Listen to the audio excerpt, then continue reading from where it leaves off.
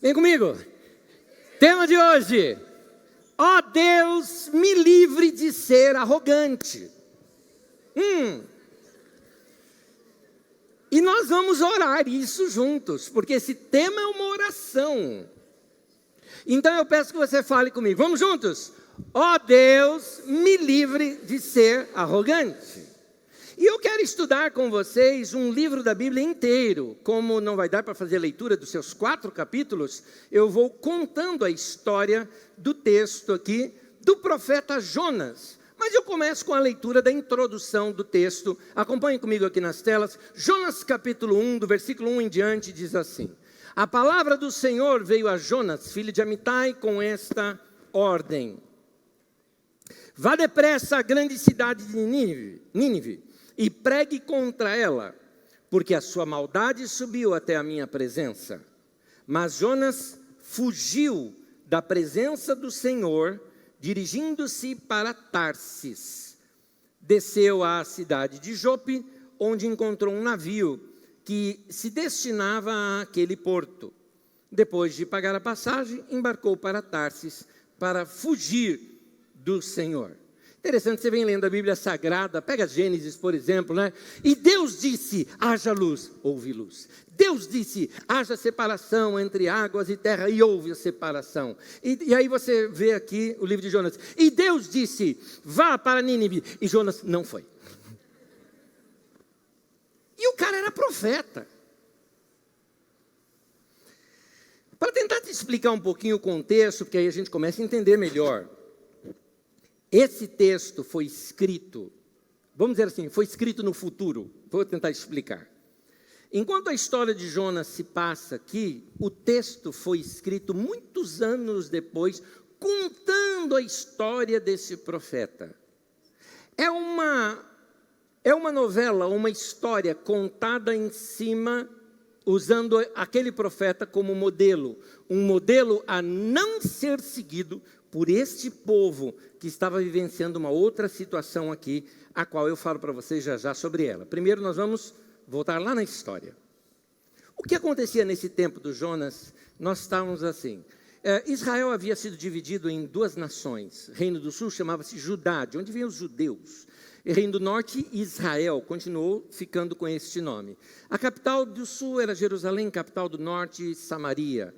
Lá no norte, eles começaram a receber sendo avassalados fortemente por um império que tinha surgido muito ainda mais ao norte, chamado Assíria. A Assíria, ela veio dominando e ampliando seus territórios e dominando diversas cidades e jogou aquele reino do norte quase que na miséria, de tantas conquistas que ela foi fazendo no Reino do Norte. Chegou várias vezes contra a capital, mas o rei ali na capital fez acordos com a Síria. A Síria também passou por alguns problemas políticos que parou dessas incursões de guerra. Enquanto isso, Jonas, juntamente com o rei, falou, é tempo de fortalecer a Israel, no caso Samaria, que era a sua capital, e vamos expandir os nossos territórios e tudo mais, e ainda vamos vencer os assírios. Ok. Deus chega para Jonas e fala, Jonas, os assírios, Nínive era a capital da Síria, uma das capitais. Os ninivitas, eles estão fazendo tudo errado. E a maldade deles tem chegado até mim. Eu imagino Jonas, é isso mesmo, Deus, são ruins. Mata tudo, Deus. Deus falou, não, eu queria que você fosse lá pregar, para que eles se arrependam e mudem de vida.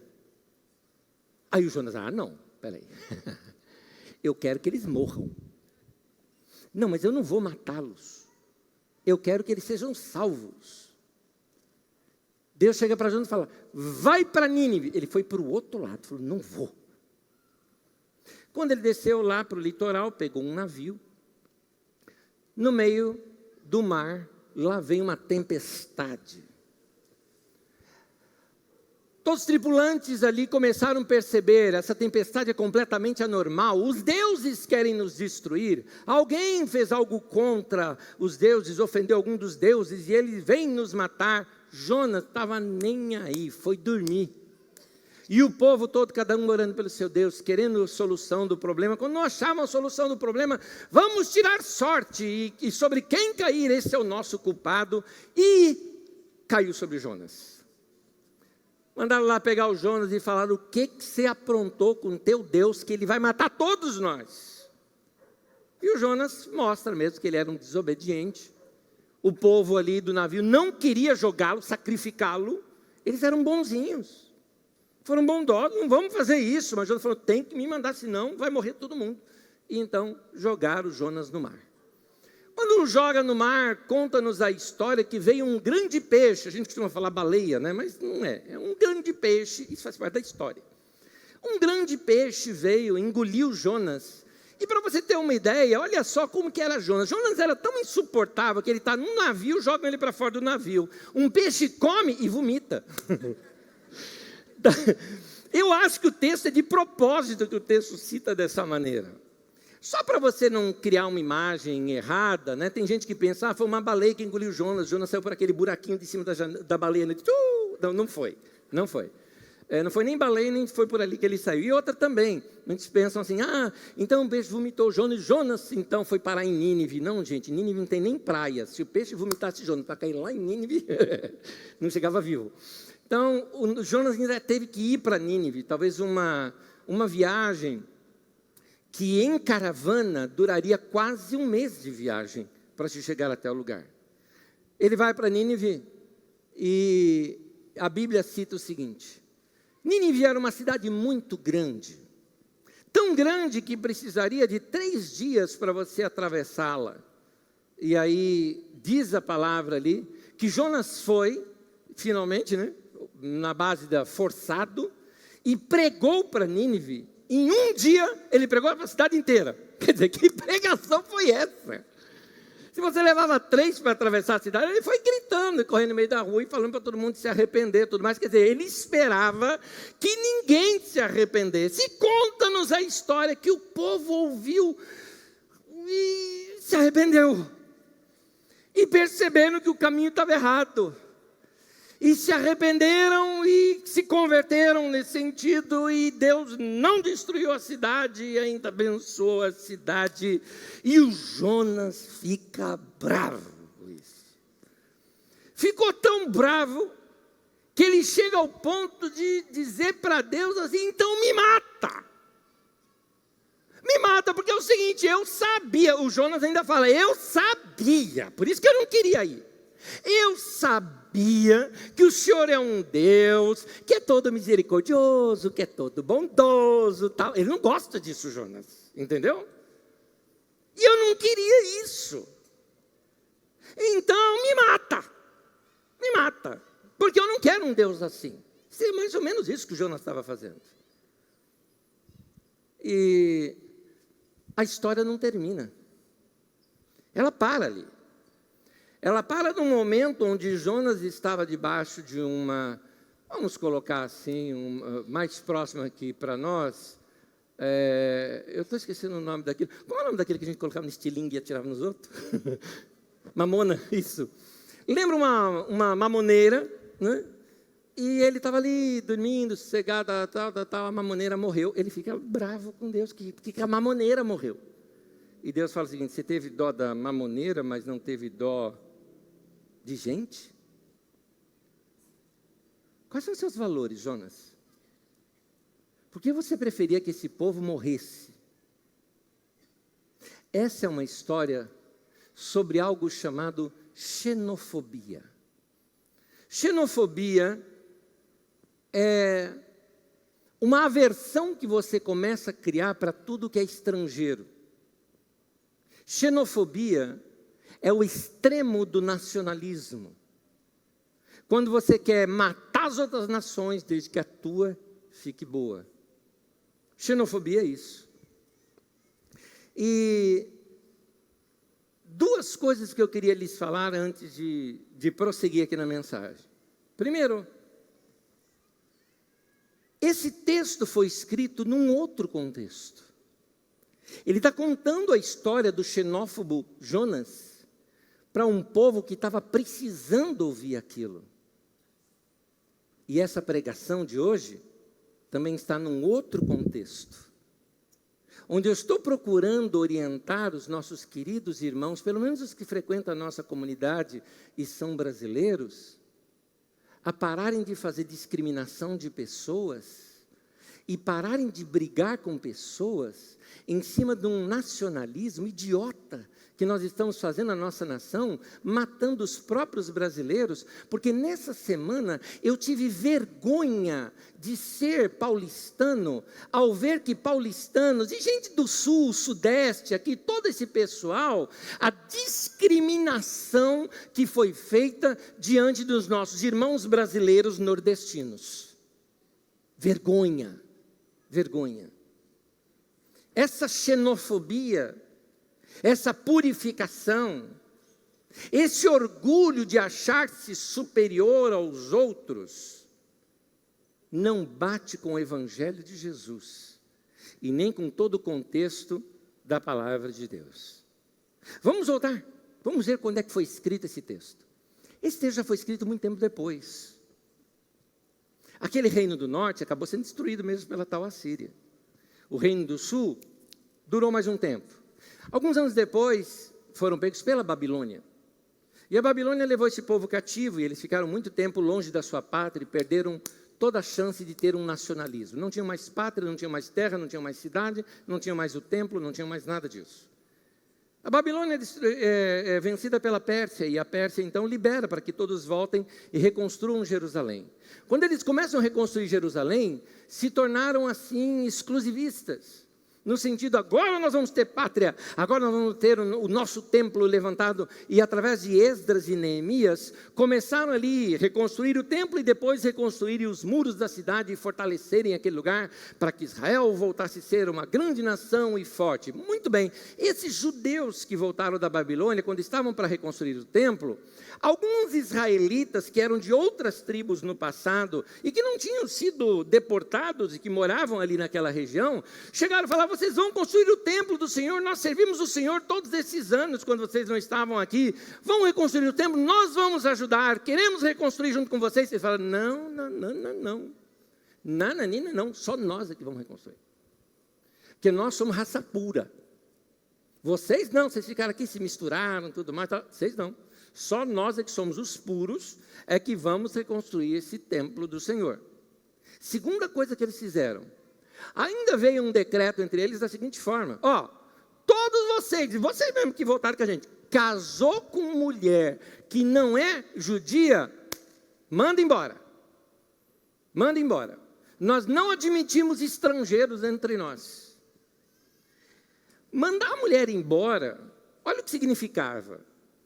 A mulher, ela não trabalhava, não tinha renda própria, ela dependia completamente do marido, ela era uma posse do marido. Mandando-a embora para que ela voltasse para a sua terra, significaria o seguinte: que ela viajaria até a sua terra, se lá na sua terra recebesse, ela ainda sobreviveria, senão, ou ia virar uma indigente, pedinte, ou ia morrer pelo caminho. Como se não bastasse: mas eu tenho filhos com ela, é filho com estrangeira, também vai embora junto, mandou as crianças embora junto também. Enquanto esses homens, líderes da nação, queriam purificar a nação, numa espécie de arianismo judaico da época, querendo purificar a nação, então, vêm os profetas. Profeta não cala a boca, profeta é chato, é chato.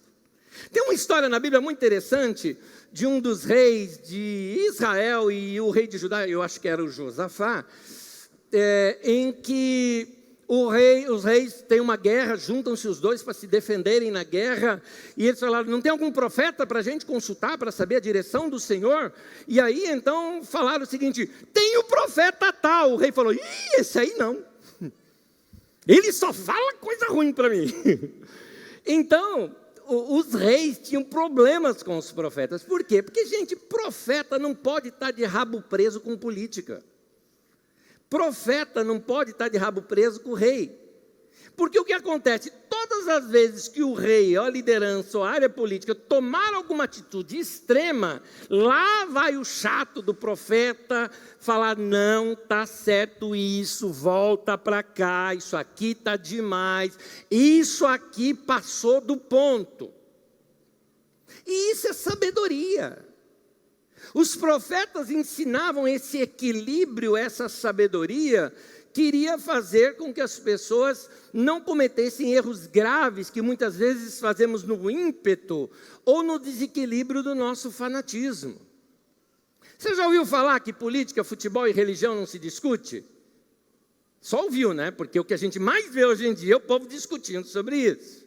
Pois bem, futebol, religião ou política em demasia traz desequilíbrio e fanatismo. Sabedoria traz equilíbrio e uma mente mais aberta. Eu estou desconhecendo a igreja nesses dias. Que fanatismo é esse que está no meio do povo? Quem me dera que vocês pregassem o evangelho igual vocês defendem seus candidatos de política. Quem me dera. Quer dizer, mais ou menos. Mais ou menos.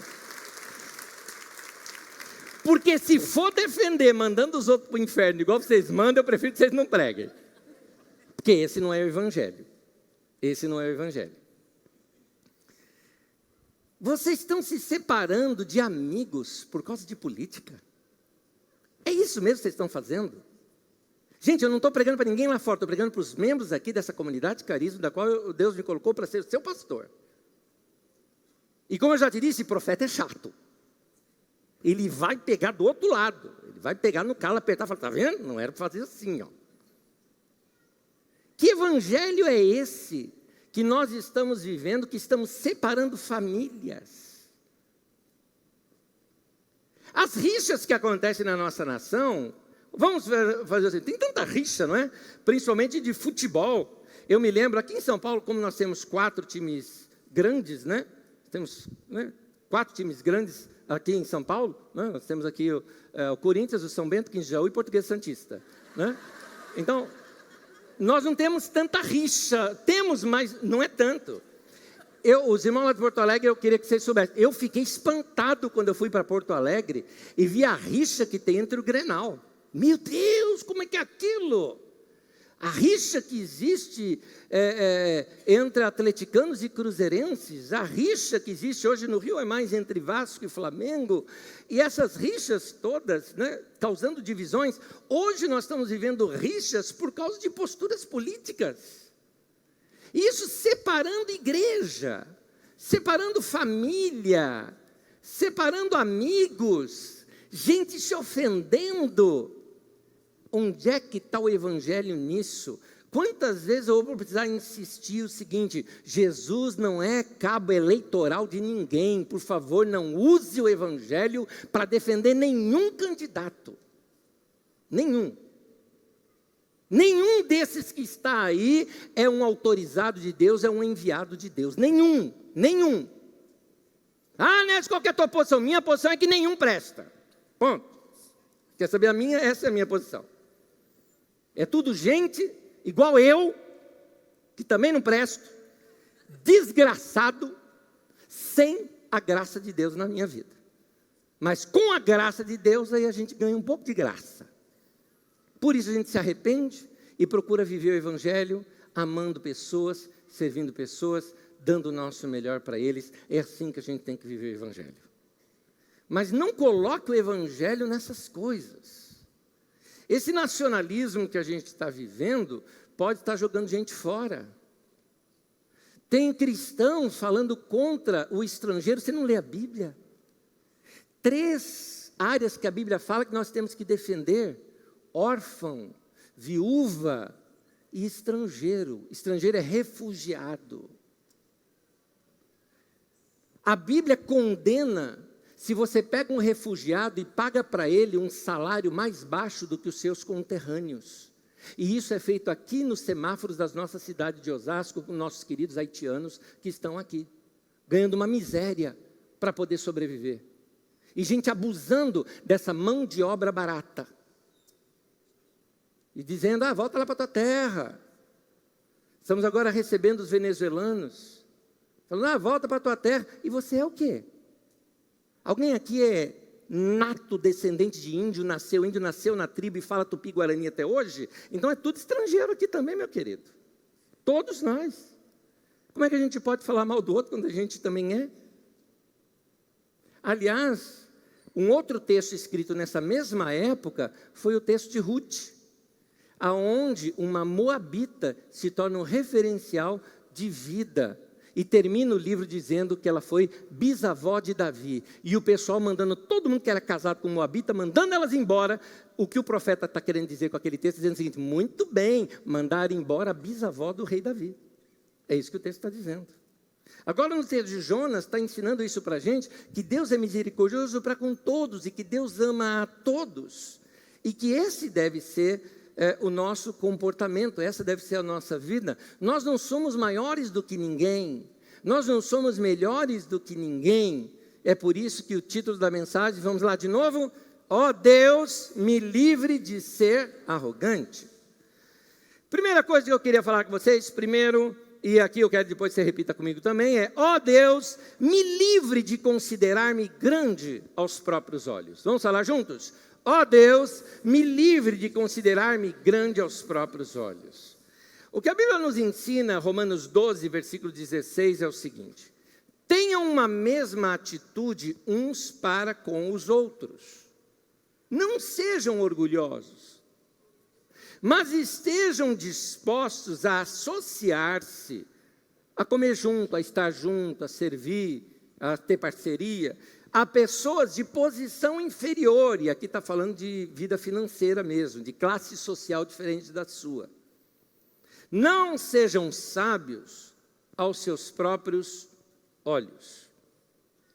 O que o texto está querendo nos ensinar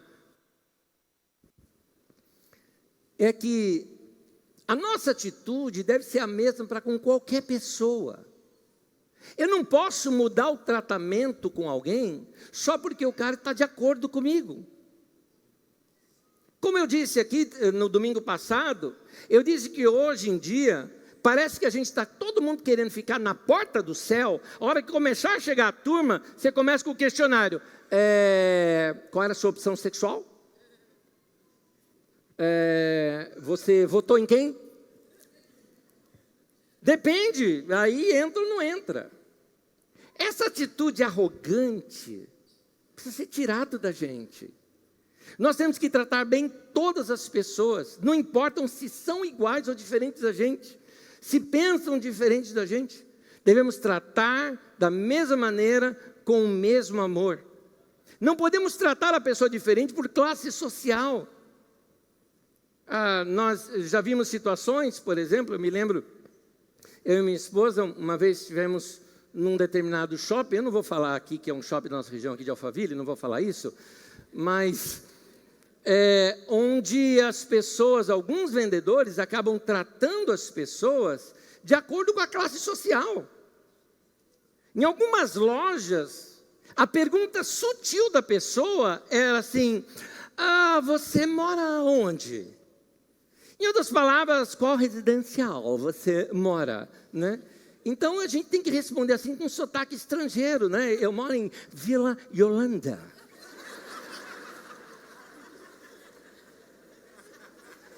Vila Yolanda é famosíssimo. Se você digitar na Wikipédia, seu bairro tem na Wikipédia, o meu tem.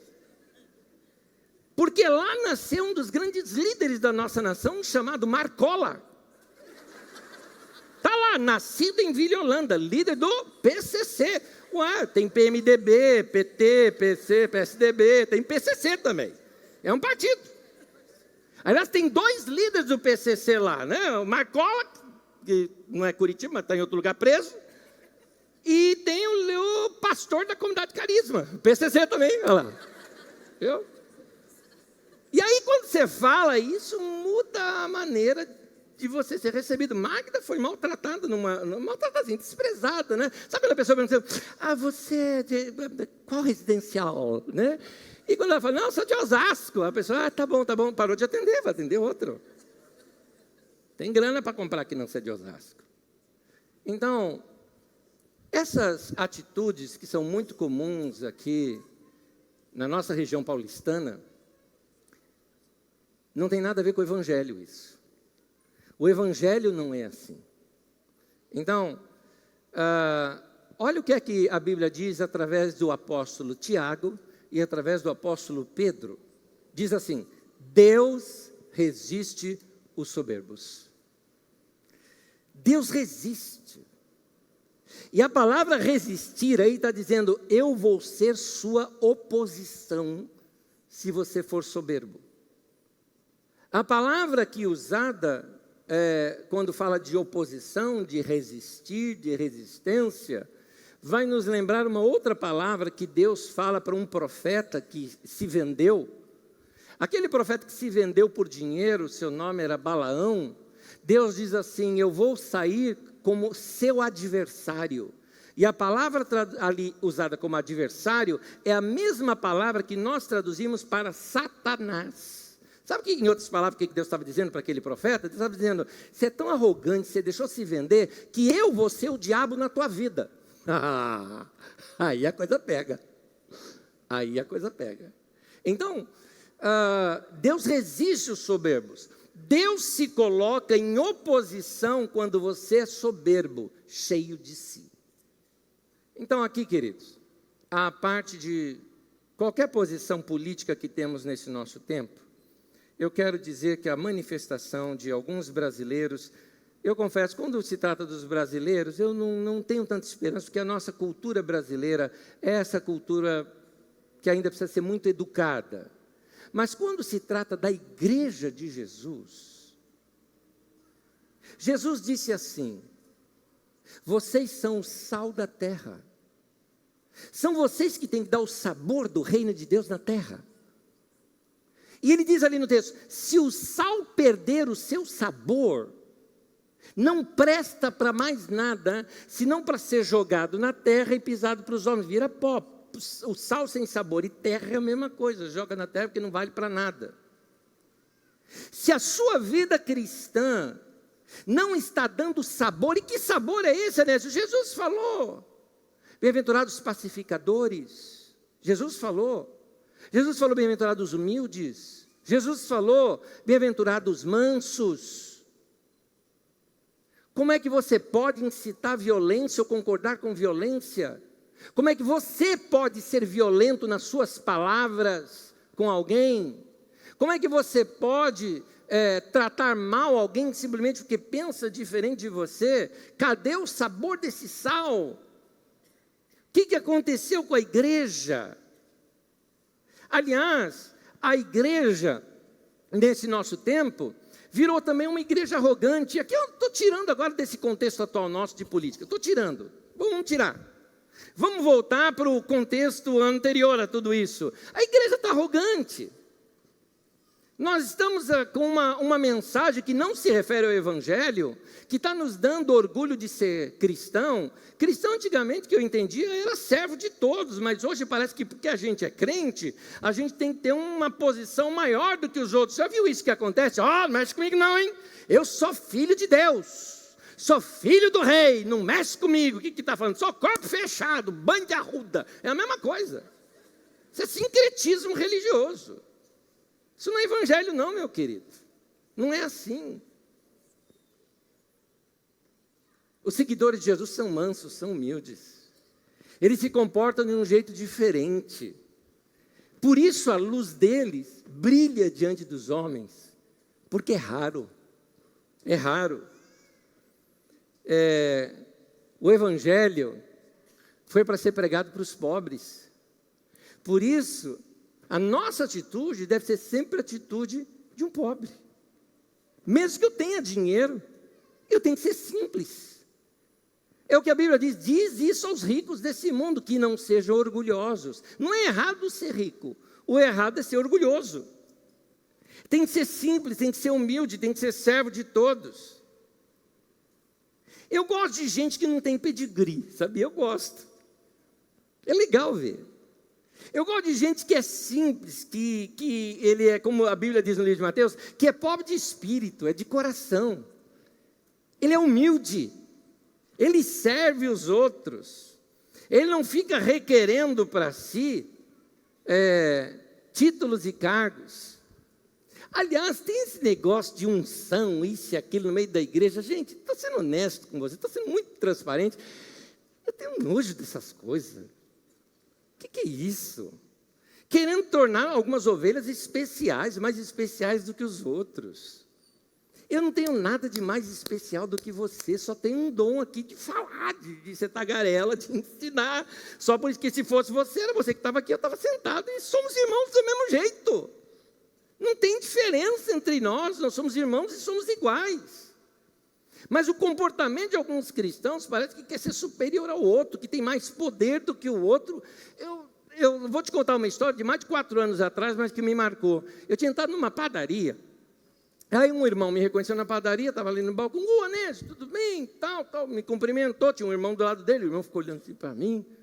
O senhor é o pastor Anésio? Eu falei, sou. Da Carisma? Eu falei, é. Ô pastor, eu precisava falar com o irmão. Eu falei, pois não, querido, que bom. Então, pastor, precisava contar uma coisa para o irmão. Deus tem me dado muitos dons, viu? Deus tem me dado muitos dons. Eu quis quebrar um pouquinho aqui. Eu falei, sim, meu irmão, para você e para todo mundo, né? Todo mundo tem. Todo irmão do corpo de Cristo tem dom, né? Que maravilha, né, meu querido? Que coisa boa a gente poder servir com os nossos dons. Então, irmão, Deus tem me dado um dom de cantar. Irmão, quando eu canto, e ele já começou, né? Quando eu canto, aleluia, na padaria, aleluia. Se for nos dias de hoje, eu já falaria, emendaria, né? Glórias a Deus, né? E o irmão, né? Aleluia. E quando eu canto, irmão, assim, o povo é curado. O Espírito Santo se revela. E Deus está me falando para eu ir cantar lá na sua igreja. Falei, claro, meu irmão. Domingo que vem você já vai. E assim, só vou te explicar como é que é lá. Lá é assim. Grupo de música começa a tocar, aparecem as letras ali na tela e todo mundo canta. Pode cantar também. Junto com todo mundo. Não era bem o que ele queria. Mas essa atitude de superioridade, onde é que a gente aprendeu isso?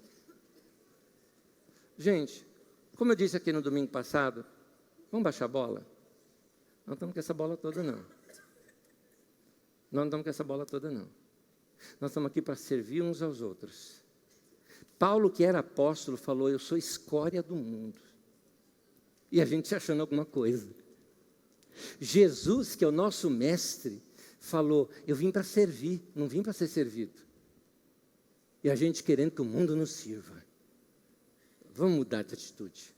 Essa é a atitude que a gente espera de um povo que se diz sal da terra e luz do mundo. Amém?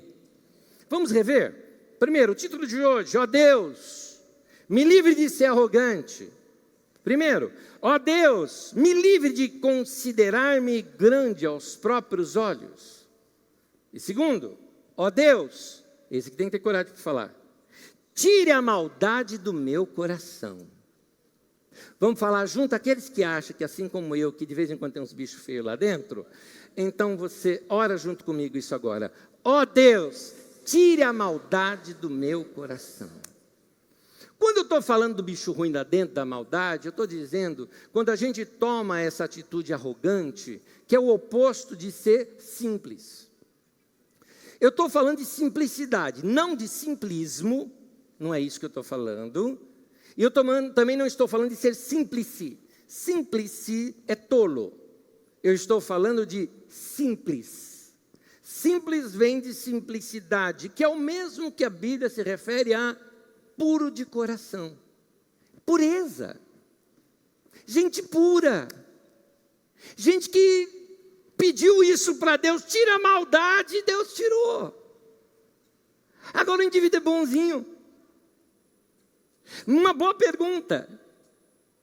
Se eu entrevistasse alguém que trabalha com você, o que ele fala de você? Você é maldoso ou você é bonzinho?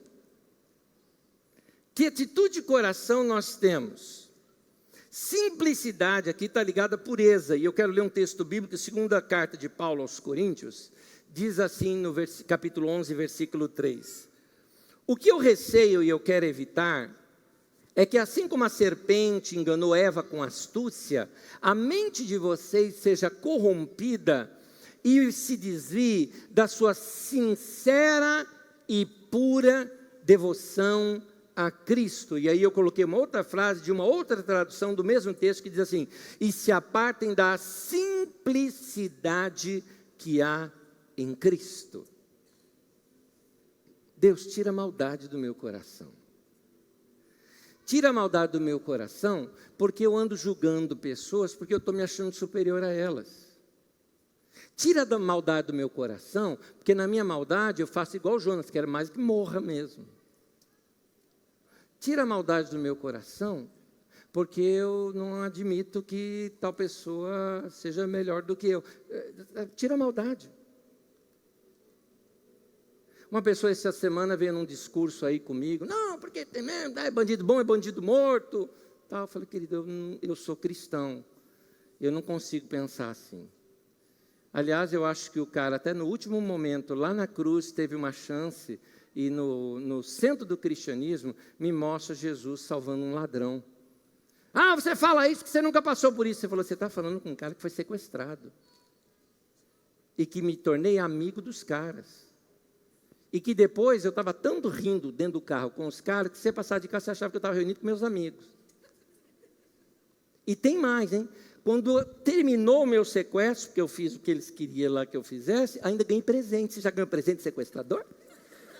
Eu ganhei. Você lembra, Magda? Ganhei uma camiseta suja, que era o jeito que eu... Era novinha, que eu que sujei. Gente, a camiseta, tá? Vamos pensar em outra coisa. Mas assim, eu cheguei até a usá-la depois, só para lembrar, já oro por ele. Agora, tem que chegar para Deus e falar, Deus, tira a maldade do meu coração. Eu te perguntei domingo passado, você ficaria chateado se Deus salvasse algumas pessoas? Porque tem pessoas que você quer que vá para o inferno. Chega para Deus e fala, Deus, tira a maldade do meu coração. Não, mas tem gente que não presta. Pois é. O que você diria de uma mulher que ela pegou o marido de outra, abandonou e pegou o marido de outra, abandonou e pegou o marido de outra, abandonou e pegou o marido de outra, aí abandonou e pegou o marido de outra.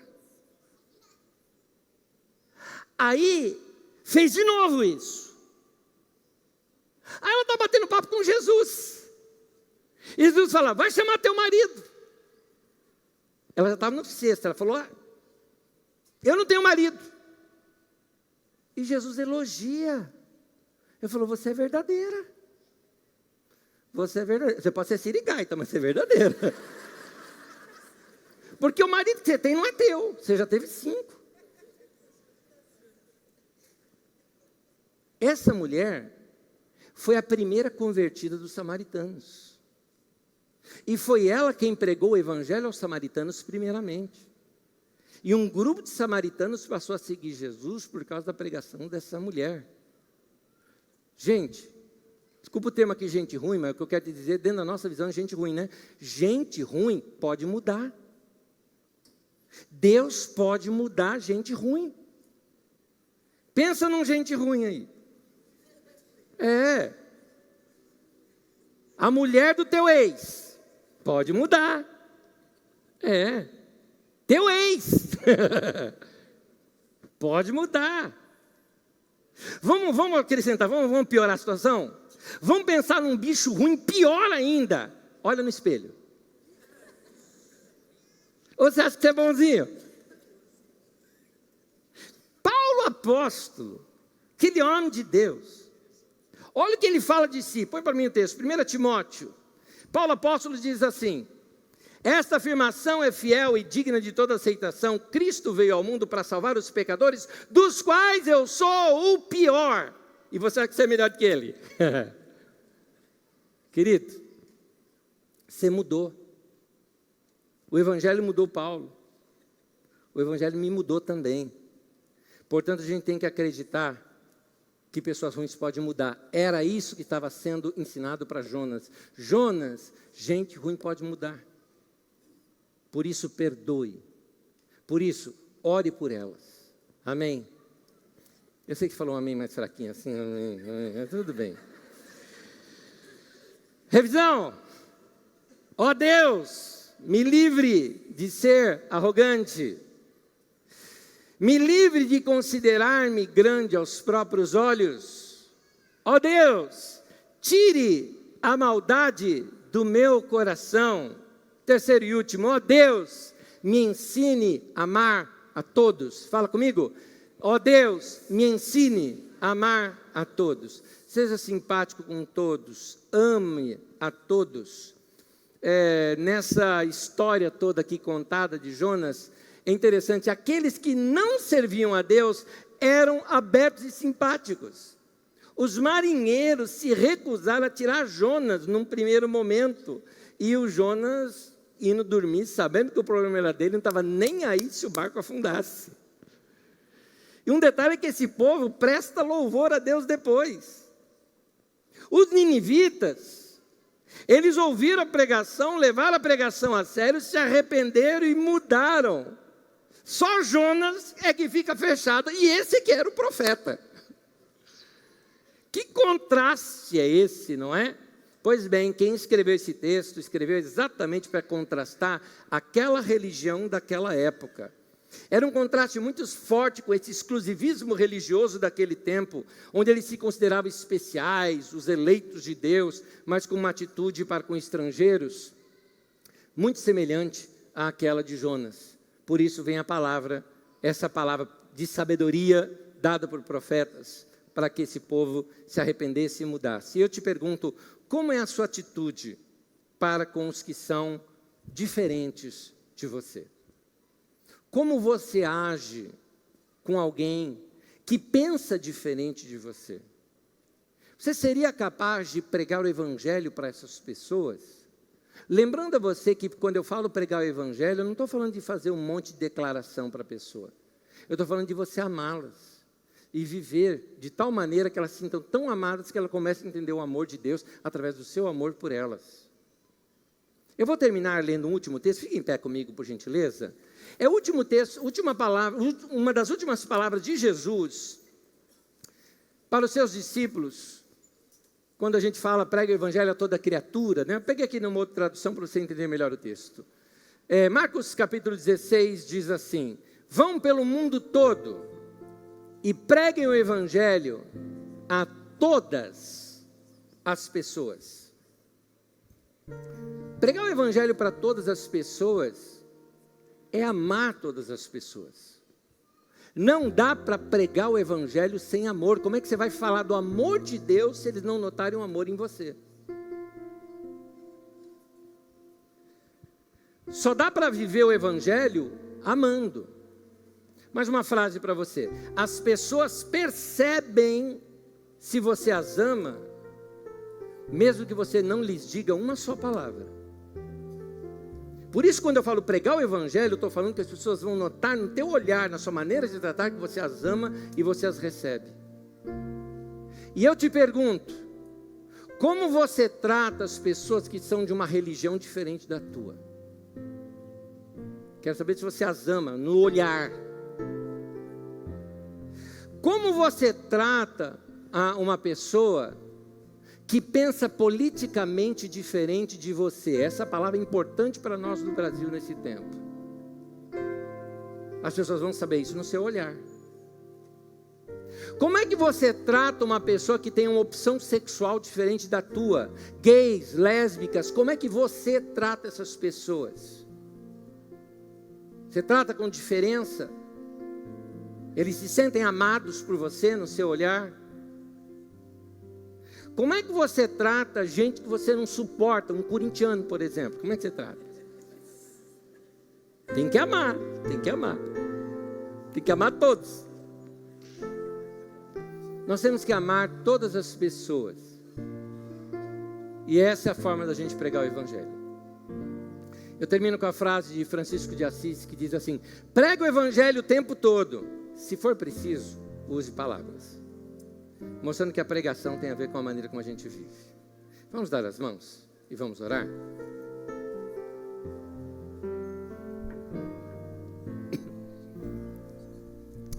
Vamos orar juntos, já que o tema de hoje é pedindo para Deus, para remover do nosso coração toda arrogância. Vamos pedir para Deus isso. Fala: Deus, me dá um novo coração. Me dá um coração diferente. Eu quero orar com vocês.